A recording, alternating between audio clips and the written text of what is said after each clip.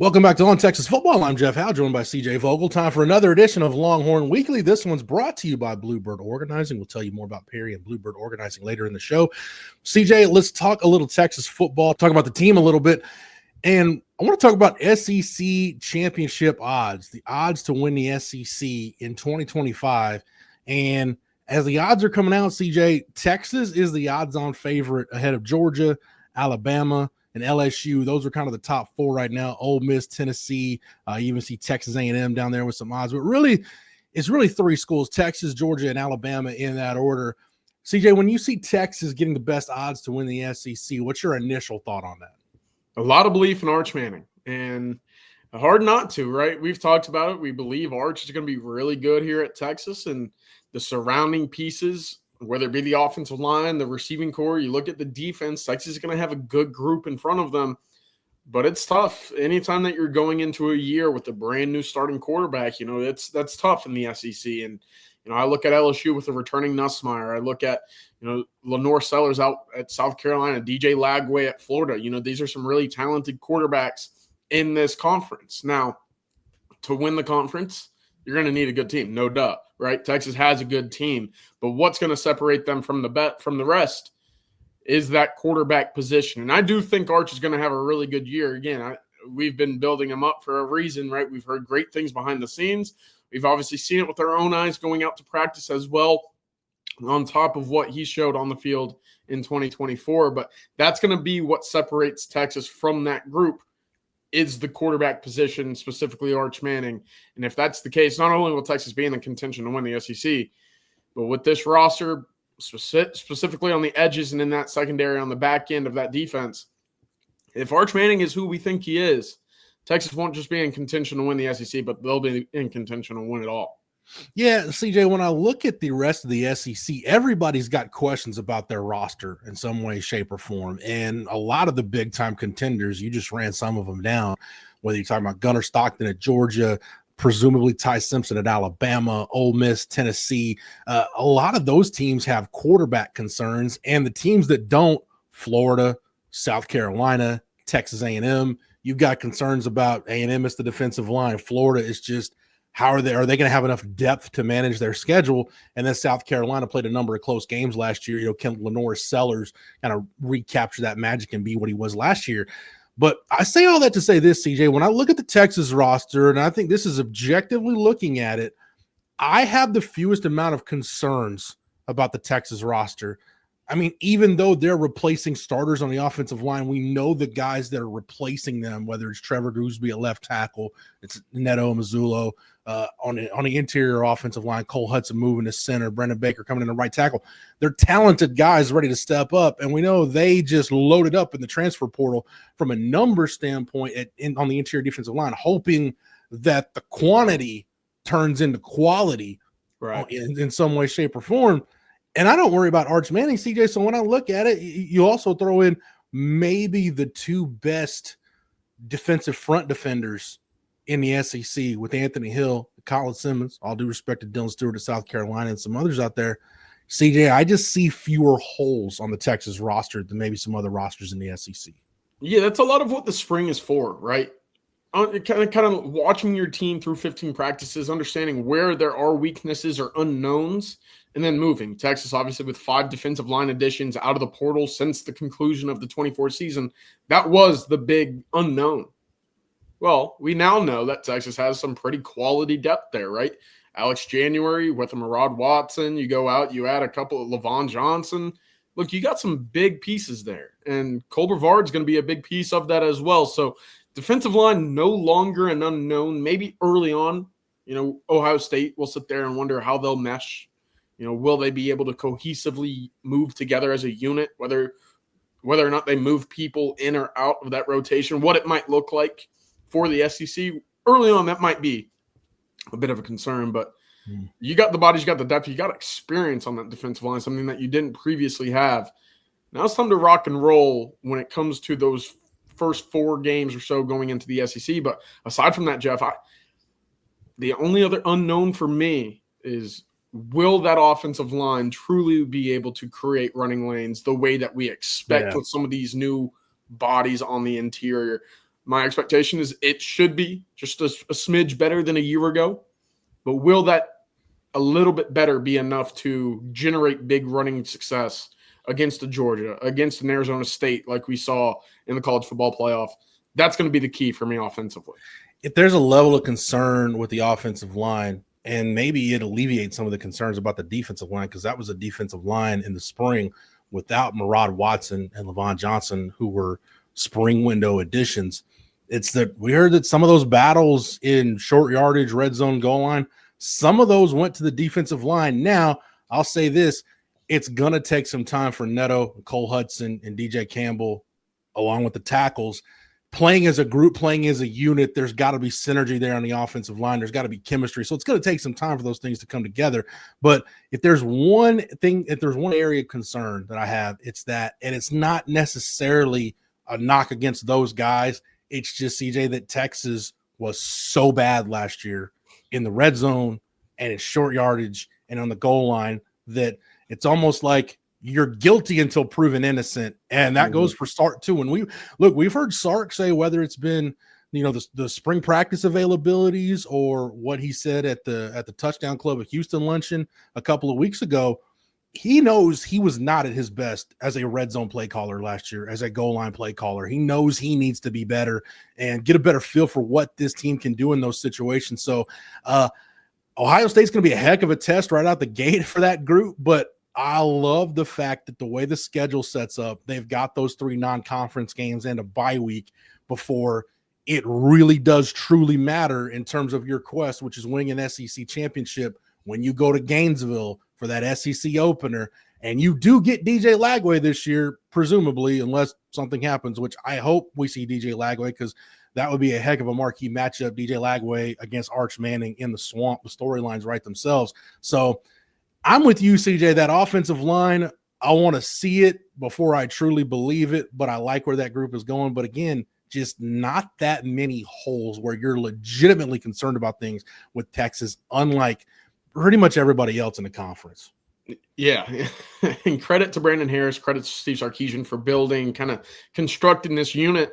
Texas addressed tight end. Texas addressed wide receiver. Of course, it was a little light with the injuries in spring ball, but you get Wingo, you get more back. Of course, you add Emmett Mosley from Stanford as well.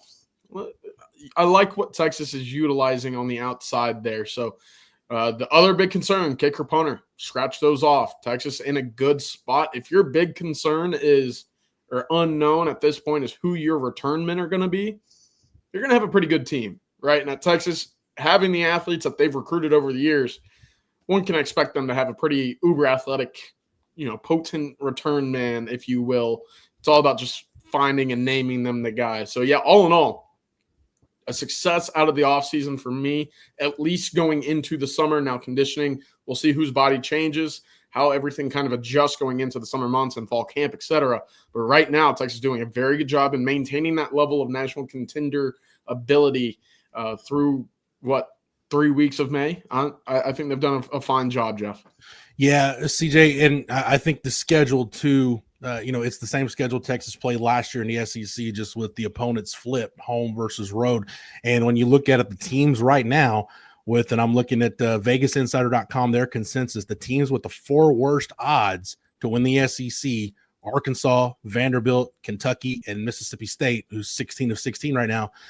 Those are 4 of the 8 conference games Texas plays. Now, you got Kentucky and Mississippi State on the road, Arkansas at home, Vanderbilt at home. So we'll see what happens with those teams. But again, you're swapping that for Georgia, who's right behind Texas in terms of odds to win the conference. And then that Florida game, that's one of those sneaky games, which, I know Billy Napier and that crew are probably thinking about that game in Austin last year where it got out of hand early and it stayed that way. So that's going to be one to check out. CJ, speaking of the state of Florida, Jerry's been down there. Jerry Hamilton's been down there following recruits. We got boots on the ground in Florida. You've been in Louisiana. You were there last week.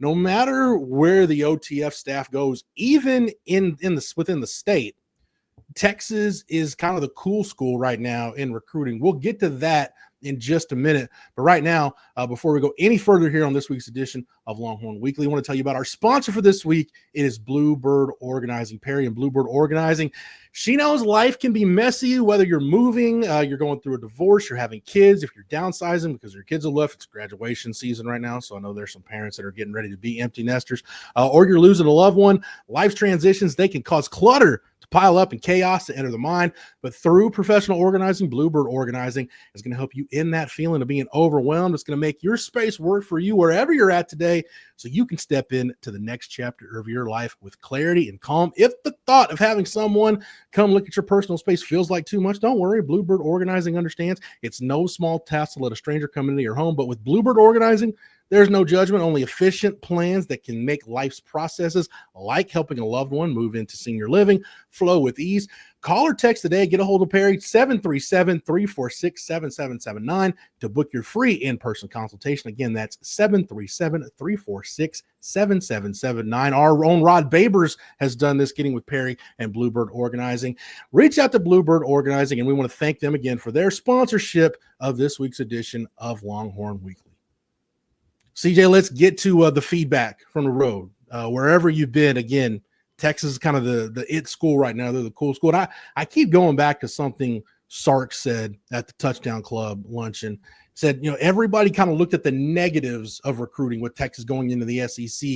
He's looked at the positives, and I think we're seeing it now, which, hey, kids from the Southeast in that SEC footprint, they now have a reason to want to come to Texas. Obviously, it helps when you're winning, but this staff has been hitting Florida hard. They've hit Georgia hard. They've hit Louisiana hard. CJ, needless to say, the feedback you and Jerry have gotten has been nothing but positive reviews for Texas, for Sark and the staff. Yeah, we say cool school. It really just means a school the kids want to give extra looks to, not given any type of ties to the university. And Texas right now is one of those schools, right? Georgia, Ohio State, Alabama have been that for years. Texas now kind of entering that fold.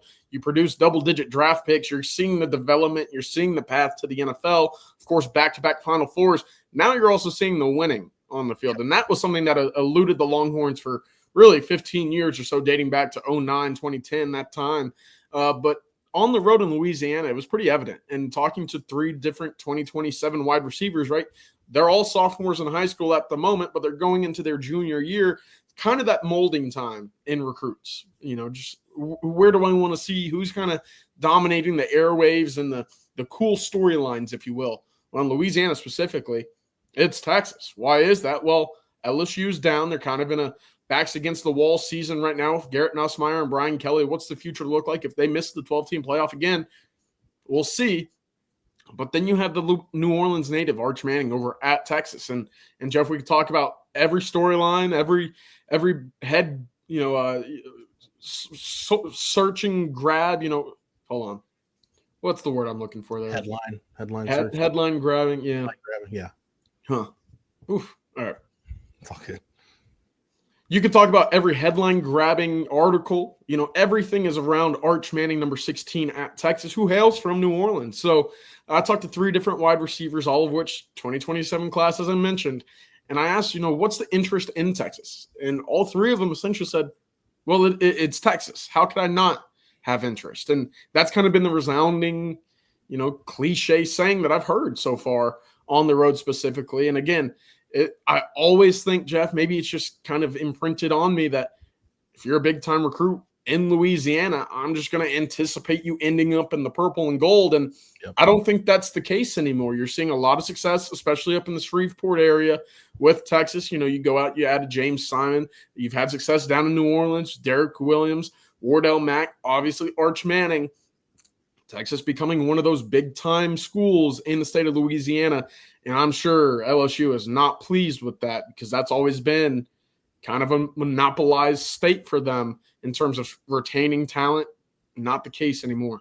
And CJ, this should be probably the last full week the staff is going to get on the road because June official visits, they're right around the corner. We've already seen some prospects start to take their OVs, but the staff will finish it up. And based on the first few weeks that they've been out during the evaluation period, I'm assuming they're going to finish it up strong.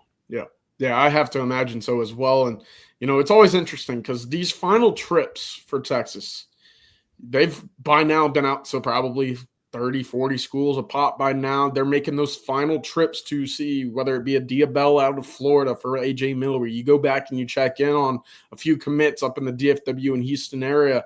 but there's also those final evaluations. And, those final evaluations, it's your last chance to get out there with the camcorder, as the staff likes to do, get some final tape, bring it back to Steve Sarkisian and the personnel department and say, hey, here's what I saw, here's what I thought, here's the tape. How can we move forward and really finalize that big board of recruiting until official visits come? And as we know with this staff, now up to 8 commits in the 26 class, that June official visit month is really where you start to see a full progression towards the outline and building of that class. And Texas in good shape right now, especially with the commitments of a Hayward Howard. You talk about Jermaine Bishop, a really talented kid as well, and Yaheem Riley in the last week. Mm-hmm. There's some momentum there, and June's really going to build that up. Yeah, CJ, I think it's worth mentioning something you hit on there a little bit. As the staff finalizes the board, this is where you're going to see as guys put out their top lists or official visits get solidified. I've said it throughout the spring, especially positions like the offensive line in the secondary, where Texas, and even it's starting to take shape on the interior defensive line, positions where Texas is in really good shape with a lot of guys, more than they've probably got spots for. They can't take everybody, and the staff's going to have to make some really hard decisions. So while visits are getting finalized and you're getting, things set up with guys that you're ready to make that big push for, this is also going to be the time where you see, predictions coming in for prospects. Wait, I thought Texas was on that guy, or I thought this guy was in good shape. Texas and some prospects are going to have to go their separate ways because, again, CJ, they just mathematically, realistically, just can't take everybody.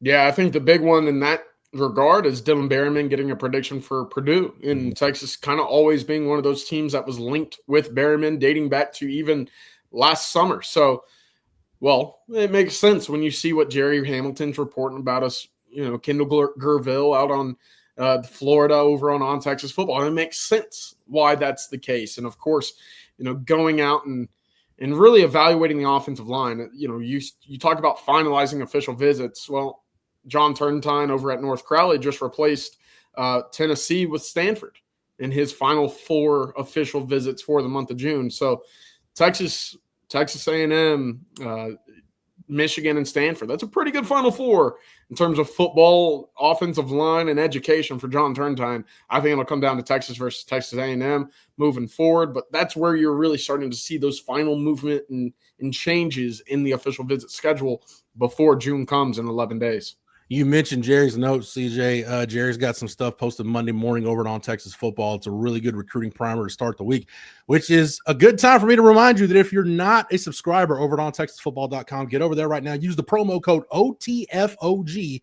Again, the promo code OTFOG. That'll get you 1 year of access at ontexasfootball.com for $49.95. We keep you up to date as much as we can on the channel, but the very, very, very latest going on the recruiting trail, the up to the second information that Jerry and CJ are getting from the road and from sources is going to be at ontexasfootball.com. And with June official visits, CJ, we've tallied it, over 50 official visitors Texas will have in the month of June on campus. You're not going to want to miss any of it. So stay locked into the channel, but also make sure you get over to ontexasfootball.com. And again, the promo code for your discounted subscription is OTFOG. CJ, we'll wrap this up with a little bit of talk on the diamond and in the circle with baseball and softball. We talked about it on Bases Loaded, which you can view here on the On Texas Football YouTube channel. Texas wins the SEC championship outright. They get a series win over Oklahoma with a 9-1 victory on Saturday, finished with 42 wins in the regular season going into the SEC tournament. CJ, there's good stuff. There's good stuff with this baseball team, stuff you can feel good about.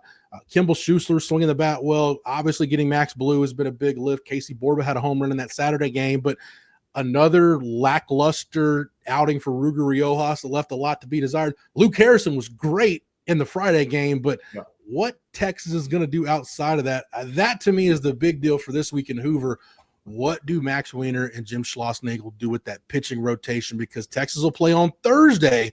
They'll play the Thursday game. It'll either be one of Alabama, Tennessee, or Missouri. Presumably, we're expecting it to be Tennessee or Alabama. But what they do for that Thursday game is interesting because if Texas wins and advances, and again, the SEC baseball tournament, it's a single elimination format, they won't play again until Saturday. So presumably, you can stick Luke Harrison in the Saturday spot if you advance. CJ, that Thursday spot could tell us a lot about what this rotation looks like in the regional. Yeah, I think you change it up, and look, I'm a fan of Ruger Riojas. I think early on in the season as well, one of the big concerns there was stretching him, making him go too long in outings, right? 2, 3, 4 innings. I thought he was a 1-2 guy, at least early on in the season. And then you see him in the starting rotation, and where he gets into a lot of troubles in that second time through the lineup. So does that mean you can't throw him out there for 3 innings? Not necessarily, but when you see him get into that 4th, into that 5th inning, it's been 3 straight outings where it's not been pretty throughout that second, third time of the lineup. And in a single elimination situation, you don't have that room to spare, allowing 2 or 3 extra runs like you would on a Thursday night, Friday night, etc. So I think you stick with them to start, and you cap it at 3. And then you go to a Grubbs. Then you go to a Sonny, who's been doing well. Thomas Burns out of the bullpen has been very reliable as of late as well. I kind of look at it as a bullpen game to start, and then you stick to what you've got with the Luke Harrison on Saturday. Of course, given the fact that you win that first matchup for the Longhorns, which is technically round 3. So, again, it's nice to see the bats kind of wake up. I thought that the jolt from a Max Ballou was necessary. It was needed. It was missing. That 3-run home run should ignite some sort of momentum into that lineup as well. But, Jeff, the strikeouts got to go down. Still a little bit too much for me. Yeah, Schloss is not afraid of the strikeout, and he's gotten a lot of the hitters to realize that. But yeah, those strikeout numbers have, during the stretch where the sweep against Arkansas, losing the series to Florida, the strikeout even against Oklahoma, strikeout numbers got run up pretty high. So maybe they'll get some of that stuff cut down. CJ, we know Texas, they've got a top 8 locked up at this point. The baseball team does, gunning for the number 1 seed, overall seed in the NCAA tournament. If that happens, hopefully they have better luck than the number 1 overall seed in the NCAA softball tournament. That was Texas A&M. They're done. The Aggies, the first number 1 overall seed to not advance out of the regional since the super regional format started in softball. Not the case, though, for Mike White and the Texas softball team. They are on to the Austin Super Regional. That's also the SEC baseball tournament starts Thursday. The Austin Super Regional between Texas and Clemson also starts on Thursday. CJ, it's hard to say, you kind of just expect Texas to be at this point, but when you've gotten as close to winning national championships as Mike White has, I don't say you take it for granted, but there's an expectation that, all right, now you're expected to get to Oklahoma City. Not that this fan base isn't excited about it, but there's an expectation that, you need to get there.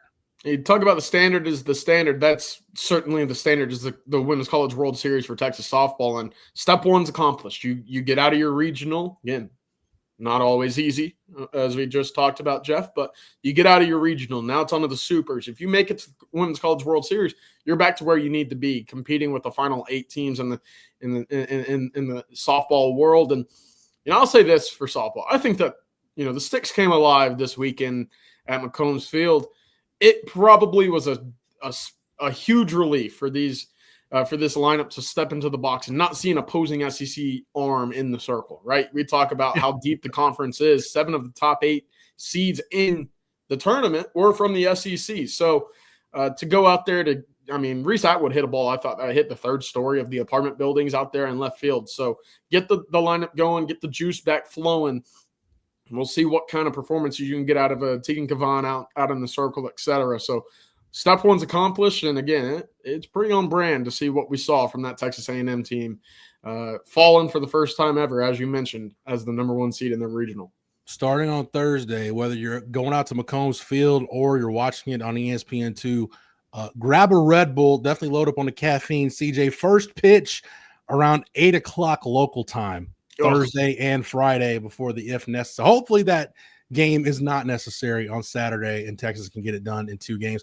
And on that side of the bracket, the Longhorns are on, you're guaranteed to get to Oklahoma City on that side of the bracket with at least 2 teams from the SEC, because Florida and Georgia, it's an all cocktail party super regional in Gainesville, and then Alabama and Oklahoma in the Norman super regional. So you'll get some SEC teams from there.